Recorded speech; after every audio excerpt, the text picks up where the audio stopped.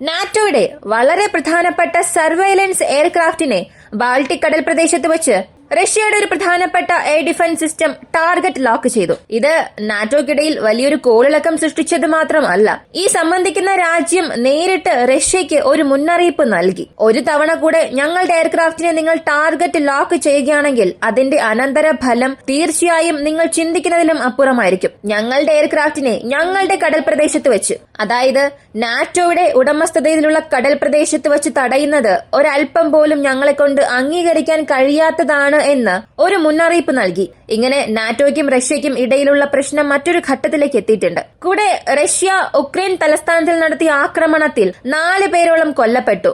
ഇത് സംബന്ധിക്കുന്ന വാർത്തകൾ ഇവയെല്ലാം ഈ വീഡിയോയിലൂടെ വിശദമായി അറിയാം.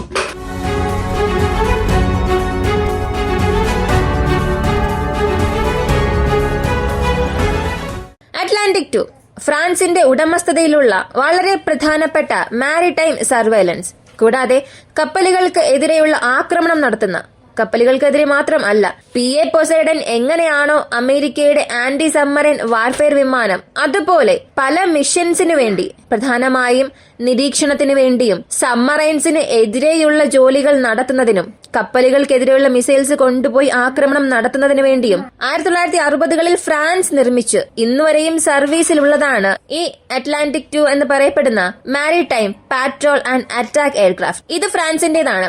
ഈ ഒരു വിമാനം കൃത്യം കലിനിൻഗ്രാഡ് റീജിയനിൽ നിന്ന്, അതായത് റഷ്യയുടെ ഒരു ചെറിയ എൻക്ലേവാണിത്, ബാൾട്ടിക് കടൽ പ്രദേശത്തുള്ള ഒരു ചെറിയ പ്രദേശം. ഈ കലിനിൻഗ്രാഡ് റീജിയനിൽ റഷ്യയുടെ S-400ന്റെ ഒരു റെജിമെന്റിൽ കൂടുതലുണ്ട്. ആ ഒരു പ്രദേശത്തിന്റെ പ്രതിരോധത്തിനായി റഷ്യ ഇത് ഉപയോഗിച്ചുകൊണ്ടിരിക്കുകയാണ്. ബാൾട്ടിക് കടലിനും റഷ്യയ്ക്കും ഇടയിലുള്ള ഒരേയൊരു ആക്സസ് ഈ ഒരു കലിനിൻഗ്രാഡ് റീജിയൻ ആണ്. കൃത്യം ഈ ഒരു സംഭവം നടന്നിരിക്കുന്നത് സ്വീഡന്റെ കടൽ പ്രദേശത്തിനും സ്വീഡന്റെ ഒരു ദ്വീപ് പ്രദേശമായ വിസ്ബി ഗോട്ട്ലാൻഡ്, ഇവ 2 പ്രദേശങ്ങൾക്കും ഇടയിലാണ് സംഭവിച്ചത്. ഈ ഗോട്ട്ലാൻഡിൽ നിന്ന് 50 കിലോമീറ്റർ ദൂരത്തിലും സ്വീഡന്റെ മെയിൻലാൻഡിൽ നിന്ന് 30 കിലോമീറ്റർ ദൂരത്തിലും ഈ വിമാനം പറന്നുകൊണ്ടിരുന്നു. ഇതിന്റെ പ്രധാനപ്പെട്ട ദൌത്യം അവിടെയുള്ള കപ്പലുകളെ നിരീക്ഷിക്കുകയാണ്. അവിടെ ആരുടെ കപ്പലുകളൊക്കെയാണ് ഉള്ളത് എന്നുള്ളത് നിരീക്ഷിക്കണം. കാരണം അടുത്തിടെ പോലും ബാൾട്ടിക് കടൽ പ്രദേശത്ത് അണ്ടർ വാട്ടർ കേബിൾ കട്ട് ചെയ്തിട്ടുണ്ടായിരുന്നു. അതിന് റഷ്യയായിരുന്നു എല്ലാവരും കുറ്റം ആരോപിച്ചത്. ഇങ്ങനെ ഒരുപാട് സസ്പീഷ്യസ് ആയിട്ടുള്ള സംഭവങ്ങൾ അവിടെ നടക്കുന്നുണ്ട്. അതുകൊണ്ട് അവ നിരീക്ഷിക്കുക എന്നുള്ളതാണ് ഈ വിമാനങ്ങളുടെ പ്രധാനപ്പെട്ട ജോലി. കൂടാതെ ഇവിടെയുള്ള മാരിടൈം സെക്യൂരിറ്റി അധികപ്പെടുത്തുക. ഇങ്ങനെ 200-ലധികം കപ്പലുകളെ സ്കാൻ ചെയ്തിട്ട് ആ ജോലിയെല്ലാം പൂർത്തിയാക്കി അവിടെ നിരീക്ഷിച്ചുകൊണ്ടിരിക്കുമ്പോൾ ഈ എയർക്രാഫ്റ്റിലുള്ള വാർണിംഗ് സിസ്റ്റത്തിന്റെ അലാറം സജീവമാകുന്നു. സാധാരണ ഈ വാർണിംഗ് സിസ്റ്റം എപ്പോഴൊക്കെയാണ് ആക്ടിവേറ്റ് ആവുക എന്ന് ചോദിച്ചാൽ, ശത്രുവിന്റെ റഡാർ തരംഗങ്ങളിൽ നമ്മൾ അകപ്പെട്ടു, അല്ലെങ്കിൽ നമ്മുടെ വിമാനത്തെ ശത്രുക്കൾ ലോക്ക് ചെയ്യുകയാണ്, അല്ലെങ്കിൽ നമ്മൾ അവിടെ സർവൈലൻസിൽ പോയി എന്നുണ്ടെങ്കിൽ അവിടെ നമുക്കൊരു മുന്നറിയിപ്പും അലാറവും ഉണ്ടാകും. സാധാരണ fighter jet, Patrol aircraft, refuel വിമാനം, ഹെർക്കുലസ് പോലെ സാധനങ്ങൾ കൊണ്ടുപോകുന്ന വിമാനങ്ങൾ ഏതുമായിക്കൊള്ളട്ടെ, അല്ലെങ്കിൽ നമ്മൾ ഇവരുടെ സർവൈലൻസിൽ പോയി എന്നുണ്ടെങ്കിൽ അതിലെ ഓൺബോർഡ് സിസ്റ്റത്തിലുള്ള ഡിജിറ്റൽ സിഗ്നൽ പ്രോസസർ ഈ റഡാർ തരംഗങ്ങളെ പ്രോസസ് ചെയ്യാൻ തുടങ്ങും. അതിപ്പോ ഫൈറ്റർ ജെറ്റ്, അല്ലെങ്കിൽ പെട്രോൾ എയർക്രാഫ്റ്റ്, റീഫ്യൂവലർ വിമാനം, ഹെർക്കുലസ് പോലെ സാധനങ്ങൾ കൊണ്ടുപോകുന്ന വിമാനം, ഇങ്ങനെ ഏതുമായിക്കൊള്ളട്ടെ, അതിന്റെ ഓൺബോർഡ് സിസ്റ്റത്തിലുള്ള ഡിജിറ്റൽ സിഗ്നൽ പ്രോസസർ ഈ റഡാർ തരംഗങ്ങളെ പ്രോസസ് ചെയ്യാൻ തുടങ്ങും. കാരണം ഒരു വിമാനത്തെ സംബന്ധിച്ച് അതിന് പല തരത്തിൽ റഡാർ തരംഗങ്ങൾ കാരണം പ്രശ്നം സംഭവിക്കുന്നുണ്ട്. അതിനാൽ ഇത് ഏത് തരത്തിലുള്ള റഡാർ തരംഗങ്ങളാണ്, ഇത് മിസൈലിൽ നിന്നാണോ വരുന്നത് അതോ ഗ്രൗണ്ടിൽ നിന്നുള്ള സർഫസ് ടു എയർ മിസൈൽ സിസ്റ്റത്തിൽ നിന്നാണോ വരുന്നത് എന്നുള്ളത് ആദ്യം പ്രോസസ് ചെയ്യും. അതും സാധാരണ ഒരു റഡാർ തരംഗം ഇതിൽ തട്ടി പ്രതിഫലിക്കുന്നതിനും ആ വിമാനത്തെ ടാർഗറ്റ് ലോക്ക് ചെയ്ത് ട്രാക്ക് ചെയ്യുന്നതിനുമുള്ള വ്യത്യാസം ഈ ഒരു സിസ്റ്റം എളുപ്പത്തിൽ കണ്ടുപിടിക്കും. ആദ്യം ചെറിയൊരു അലേർട്ട് മാത്രമായിരിക്കും നൽകുക. നമ്മൾ ശത്രുവിന്റെ റഡാർ തരംഗത്തിനുള്ളിൽ പോവുകയാണ് എന്ന ഒരു അലേർട്ട് ആദ്യം നൽകും. എന്നാൽ ശത്രുവിന്റെ ആന്റി എയർക്രാഫ്റ്റ് ഡിവൈസ് നിങ്ങളെ ടാർഗറ്റ് ലോക്ക് ചെയ്തിട്ടുണ്ട്, നിങ്ങളെ ടാർഗറ്റായി നൽകുകയും ഇൻപുട്സ് എല്ലാം നൽകിയിട്ടുണ്ട് എന്നുള്ള ഒരു സമയത്താണ് ഈ അലാറം ആക്ടിവേറ്റ് ആകുന്നത്. ഇപ്പോ ഇവിടെ ഈ ഒരു വിമാനത്തിന്റെ അലാറം ആക്ടിവേറ്റ് ആയതിനു ശേഷം ആ ക്രൂ അല്പം പാനിക്കായി. അതിനുശേഷം അവരുടെ മുഴുവൻ റൂട്ടും അവർ റീറൂട്ട് ചെയ്ത് സ്വീഡന്റെ എയർ സ്പേസിനുള്ളിലേക്ക് കടന്നു. കാരണം ഈ ഒരു സംഭവം നടക്കുന്നത് ഇന്റർനാഷണൽ എയർ സ്പേസിലും ഇന്റർനാഷണൽ വാട്ടറിന് മുകളിലുമായിരുന്നു. എന്നാൽ അത് സ്വീഡന്റെ ഉടമസ്ഥതയിലുള്ള പ്രദേശമാണ്. കൂടാതെ ഇവിടെ ശ്രദ്ധിക്കേണ്ട മറ്റൊരു കാര്യം, ഈ ഒരു എയർക്രാഫ്റ്റിനെ ടാർഗറ്റ് ലോക്ക് ചെയ്തു എന്ന് പറയപ്പെടുന്ന ആ സ്ഥലത്തിനും കലിനിൻഗ്രാഡിന്റെ കടൽ പ്രദേശത്തിനും ഇടയിലുള്ള ദൂരം 390 കിലോമീറ്ററിലും അധികമാണ്. റഷ്യയുടെ S-400ന്റെ മാക്സിമം മിസൈൽ റേഞ്ച് തന്നെ 400 കിലോമീറ്റർ ആണ്.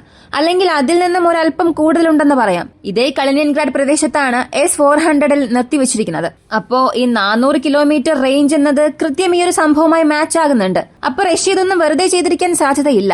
ഇതിനു മുൻപ് ഫ്രാൻസ് ഒരു കാര്യം ചെയ്തിരുന്നു. 10 ദിവസത്തിന് മുൻപ് ഫ്രാൻസ് ഒരു വലിയ മിലിറ്ററി ഡ്രില്ല് നടത്തി. നാറ്റോ സംബന്ധിക്കുന്ന ഡ്രിൽ അല്ലായിരുന്നു അത്. നാറ്റോയുടെ സമ്മതത്തിന് കീഴിൽ അവരുടെ രാജ്യത്തിലുള്ള സൈനികരെ വച്ച് ഉക്രൈൻ ഭൂപ്രദേശത്തോട് ചേർന്ന രീതിയിൽ മറ്റൊരു സ്ഥലത്ത് വെച്ച് അവർ മിലിറ്ററി ഡ്രില്ല് നടത്തി. ഇതിനകം ബലറസിനും റഷ്യയ്ക്കും ഇടയിൽ ഒരുപാട് മിലിറ്ററി കോർപ്പറേഷൻസ് ഉണ്ട്.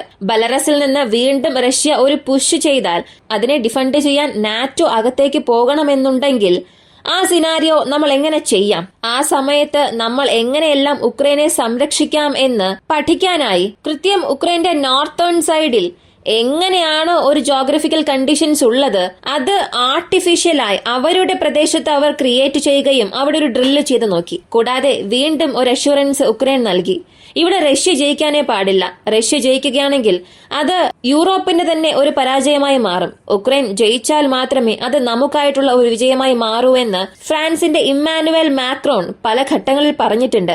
അടുത്തിടെ പോലും അത് കൺഫേം ചെയ്തിരുന്നു. അപ്പോൾ ഇതിനെ പകരം വീട്ടുന്ന രീതിയിൽ റഷ്യ ഇങ്ങനൊരു സംഭവം ചെയ്തിരിക്കാമെന്നുള്ള ചില ഊഹാപോഹങ്ങൾ പുറത്തു വന്നിട്ടുണ്ട്. എന്നാൽ നേരിട്ട് നാറ്റോയുടെ ഒരു എയർക്രാഫ്റ്റിനെ റഷ്യ ടാർഗറ്റ് ലോക്ക് ചെയ്യുന്നത് അടുത്തിടെ നടന്നതിൽ വെച്ച് ഇത് വലിയൊരു സംഭവം തന്നെയാണ്. ഇതിനിടയിൽ റഷ്യയുടെ എയർ സ്പേസിനുള്ളിൽ നുഴഞ്ഞു കയറാൻ ശ്രമിച്ച ഒരുപാട് വിമാനങ്ങളെ റഷ്യയുടെ വിമാനങ്ങൾ പോയി തടഞ്ഞിട്ടുണ്ട്. അതിനെ ഇന്റർസെപ്റ്റ് ചെയ്ത് അവരുടെ എയർ സ്പേസിനുള്ളിൽ നുഴയാൻ അനുവദിക്കാതെ തിരികെ അയച്ചിട്ടുണ്ട്. അപ്പോഴെല്ലാം റഷ്യയുടെ റഡാർ തരംഗത്തിനുള്ളിൽ അതെല്ലാം അകപ്പെട്ടിട്ടുമുണ്ട്. എന്നാൽ ടാർഗറ്റ് ലോക്ക് ചെയ്യുന്ന രീതിയിൽ റഷ്യ ഒരു വിമാനത്തെ ഇത്രത്തോളം ശ്രദ്ധിച്ചിട്ടുണ്ട് എന്നുണ്ടെങ്കിൽ അതിതായിരിക്കും. ഇതിൽ 2 സംഭവങ്ങൾ നമുക്ക് ഉറപ്പിക്കാൻ സാധിക്കും. ഒന്ന്, നാറ്റോയ്ക്ക് റഷ്യയുടെ നേരിട്ടുള്ള ഒരു മുന്നറിയിപ്പ്.